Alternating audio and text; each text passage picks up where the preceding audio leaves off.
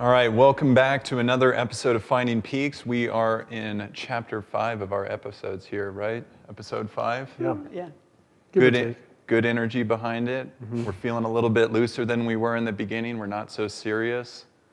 We did try to come up with a joke for this to lighten the mood coming into it, but we failed to deliver here. But we do want to give a shout out to Sandra, who's been watching our videos with consistency and providing feedback to Jason Friesma.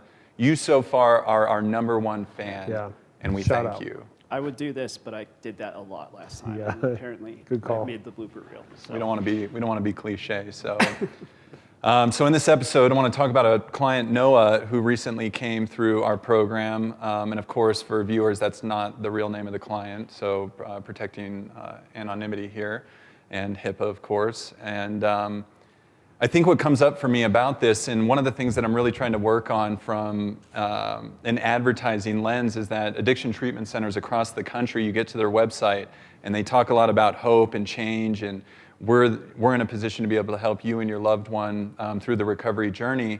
But below all that hyperbolic language is a real responsibility to treat an individual who's suffering from both addiction, as we've been consistent about here, that is an actual mental health disorder. And this individual that we're thinking about here presently also was bipolar borderline, so has greater complexity than just a standard, addiction mental health disorder in that regard. And within each and every day of treatment, it seemed like every 48 hours, he would become distressed, out of discomfort, whether it was stuff he was experiencing in the groups and so forth. But it really required our team in any given moment to be able to wrap our arms around that. And Jason, coming from a much smaller program that didn't always have the opportunities to wrap our arms around individuals like this, I just wanted to talk or express or show families that in some way, each and every day here at Peaks, there's an intensity about what we do. And there's an enormous amount of energy that goes into it, and really without, I think, necessarily prompting a question about it, just walk through what it's like day in, day of the clinical life of, okay, we're running a group, client leaves the group, how do we as a company, I guess I'm asking a question now, wrap our arms around that individual and make sure that they're safe and whole, while also not making it a distraction for the rest of the group and the clients that are in our care. Where was the question in all of that? Like I missed it. See, this is why I'm going to lead with you. Did you hear me? Did I hear your question? I did. Okay. Yeah. No, you did. But There I'd wasn't really a like question. Jason to repeat it for me. Okay. What was the question again? How Yeah. do we? That's what I thought. Right. So Well, I have an answer to a question I didn't hear. Okay, I have one of those too. So you go first. So part of your statement, you talked about the intensity of Peaks, and in Noah's case particularly, I think it's interesting because he struggled actually with some of the intensity, if you will, of our programming. And so when you talked about kind of the intensity of Peaks to be able to wrap around him, it was actually our staffing that allowed us to kind of wrap around him and provide him some relief from the intensity that he was kind of experiencing within, if you will. And we were able to kind of provide him some one-on-one care and also some grounding opportunities outside of actual clinical sessions so that he could stabilize, because he is a pretty complicated individual with a pretty complex constellation of disorders. So we were able to both provide the intensity and provide the relief from the intensity. Okay. I heard something completely different in the statement, but that's okay. So, You can just say whatever you want, I think. right. Well, that's pretty on brand for me. So, Yeah. Yeah. Sure. Anyway, so I guess starting with the very, very first thing you said, this idea of something that we've talked about in the past, this idea of addiction being a mental health diagnosis, right? And so I don't think that I've ever treated or had a client who has not had some sort of co-occurring diagnosis when they come into treatment. There's almost always an underlying mental health, some other underlying mental health issue that's going alongside with the actual addiction component of what they're in treatment for. And so what ends up happening, I think a lot of times, particularly with families, is there's a lack of understanding that we're not actually just treating this addiction. We're not just treating this behavior that they're seeing as disruptive. We're treating all of the underlying issues and symptoms and acuities and complexities that go along and have attributed to that addiction at the same time. So when somebody comes in and they have this high level of acuity, I mean, and again, Noah's case was extremely complex, borderline and bipolar, manic episodes, certain paranoia, and then walking into an intensive program that is, I think we talked about it, I don't know if it was in the last episode or the episode before, that one of our roles in treatment is to agitate and to sort of get some of those underlying issues and symptoms to the surface so that, like Jason just said, so we can address them. But when you have that high level of acuity, it's a really delicate dance in being able to do that. And I think usually in Noah's case, what ended up happening is there's just a lower tolerance for the ability to handle treatment in its entirety, right? Because we have our program in particular is 45 days long, and we were able to get a certain amount of time with him and be able to be successful within that certain amount of time, but because it doesn't maybe look like families expect it to look, that idea that we were successful is harder to see and harder to understand. Yeah. So on nearly every addiction treatment center website, they say dual diagnosis programming. What do we want to share with families about what that means and then what it means to actually treat something of that nature? Because at Peaks Recovery, right, for example, to have a stabilization model that's 45 days long, there are things we will fulfill within that time frame, and there are things that we will not be able to fulfill in that. And whether the program's 90 days, 120 days, or whatever the length of stay is in that regard, there are limitations of programming, and programs should be taking an honest approach about that. So through that dual diagnosis lens, what can we share with families about what those opportunities look like within treatment, and then what is a treatment center responsibility about that? And is there an ordering to it as well too? I know I'm asking multiple questions here, but an ordering, and do we touch the addiction first, craving states, move on to the others, or is it sort of, as symptoms are arising and coming up, we're just dealing with them, in turn? Great question, Brandon, and certainly being a dual diagnosis are great questions. Thank you. Yeah. Long series of questions for us to answer. You do the first half. It's the philosophy night. I get can't 1 stop. through 4, and you get 4 through do 9. 4. Yeah, that'll be great. I do think dual diagnosis certainly became, it's a popular phrase, I think. It's been around, I don't know, probably a decade now at least, very common. And I don't know a treatment center that says they aren't dual diagnosis, truthfully.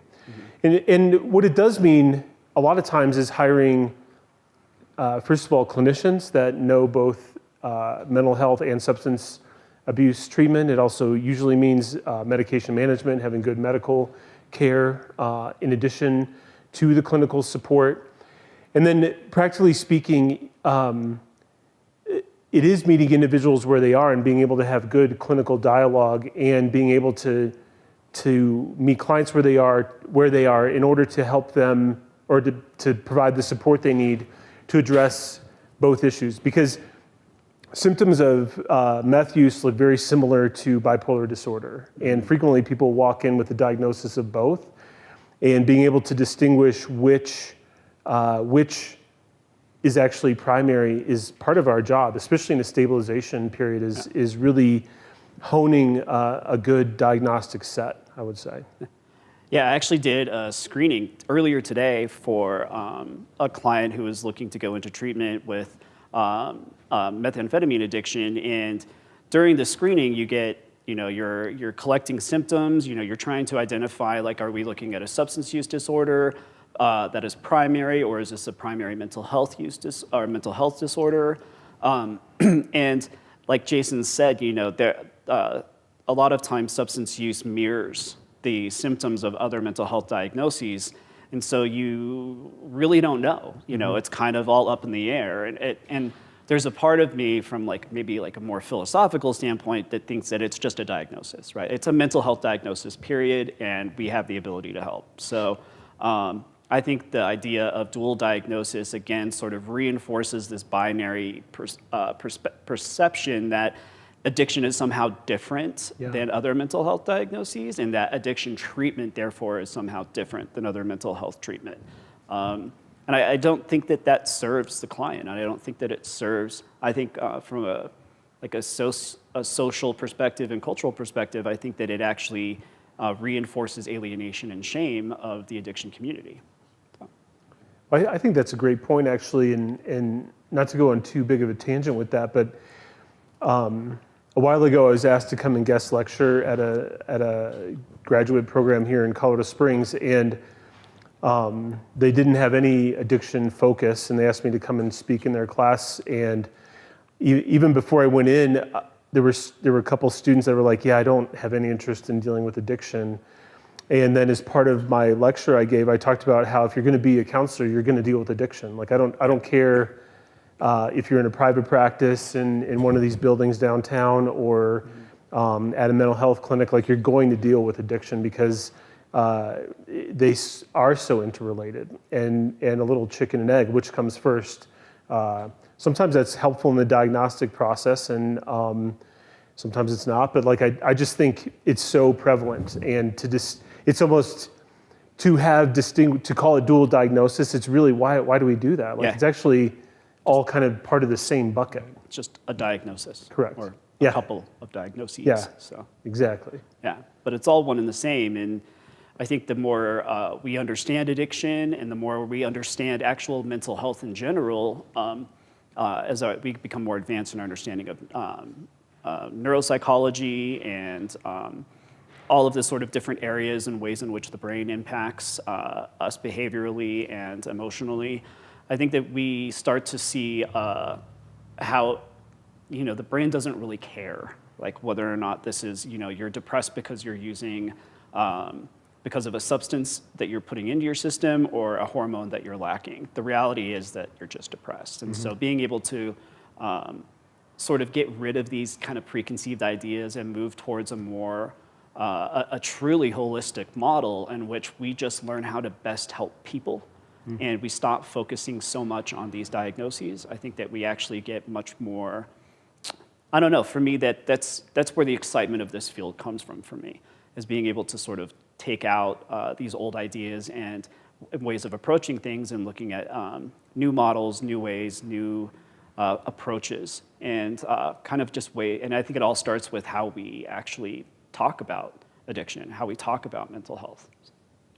Yeah, all excellent points, and I appreciate you guys really running with a series of questions there and informing everybody about that. I think it's a dual diagnosis. Did we cover them all? I feel like you did. Yeah. Okay, good. Yeah, or I lost sight of all my questions, and your answers were so extensive that they I saw you looking at your hand where you had everything written. But okay, no. You guys missed number 8. So for me, we have a 45-day curriculum, in essence, to stabilize and then anchor folks into recovery. Noah, in this instance, I think from the time he admitted into program, we were able to achieve 25 or 26 total days of support through another intervention at the beginning, through another treatment program back into our program. But 25 days falls short of 45 days. And we set strong expectations from the beginning that we're going to do everything we can to get to 45 days. And upon his discharge, I felt like, maybe we felt a little short here. There's something from my position where I feel like we could have done more, but when I reflect on it and documentation and everything, we did an extraordinary amount for this individual. And then just before we started this video session today, we were getting positive feedback in a way about the dad's experience and, hey, my son's talking differently and all this sort of stuff. So my question is here is it's not necessarily in days at times, and it feels like we need more time to work with individuals. And in this guy's case, it's certainly true that he could use more time in treatment episodes, and I think he's in an outpatient program at this time. But what does success look like in treatment if we can't quantify it in days or finishing curriculum and that sort of stuff? Because when I reflect on his time with us, we did a lot in a way that other treatment centers may have fallen short out of staffing or whatever the issues might be. At the end of the day, I'm quite proud of what our team has been able to deliver in that regard. And certainly past peaks would have, 3 years ago, peaks would have missed this opportunity in an extraordinary way. So So what does success kind of look like here? 13 seconds, go. Yeah. Okay, so in all seriousness, though, I do think here's how I conceptualize it. Everybody walks in with a different start line, and everybody has a different finish line. And what I mean by that is it's easy to just think like in a race terms of like, hey, we offer a 10K race, and so it's exactly 10 kilometers. Well, for us, I think it's different. For some people, it takes Herculean effort for them to make what to other people would seem like a small amount of progress. But every human who walks into our program has an entry point where they are starting, and they're all over the place, from homelessness, family, absolutely nothing to, I still have a lot going for me, but I'm just recognizing this is getting out of control. And so with those different start lines, not everybody's gonna have the same finish line. Not everybody's gonna, walk out to, restorative a job and family back intact and a car and, a nice bow around it. But can we provide enough runway in 45 days, which is a pretty arbitrary number, by the way. Yeah. So I want to make sure I point that out. But like, can we, in a length of stay with us, can we provide progress, whatever that might look like? Can we provide, some distance? And in Noah's case, like, his start line was pretty far back from other people, and he was able to make significant progress. Does his finish line look like everybody else's? No, it doesn't. But did he make dramatic progress? Absolutely, he did. Yeah, I think, I like that metaphor of like everybody has like a different starting line. And first, I think to take it maybe one step further than that, I think some people are playing actually different sports, right? Like there's a whole track and field thing going on there. Like some people are running, some people are throwing shot put, some people are, javelin. Like I'm gonna start pulling it up from there. Well, the Olympics are coming up, so. Yeah, exactly. Right. Yeah, so. You're welcome, Japan. Yeah, Tokyo.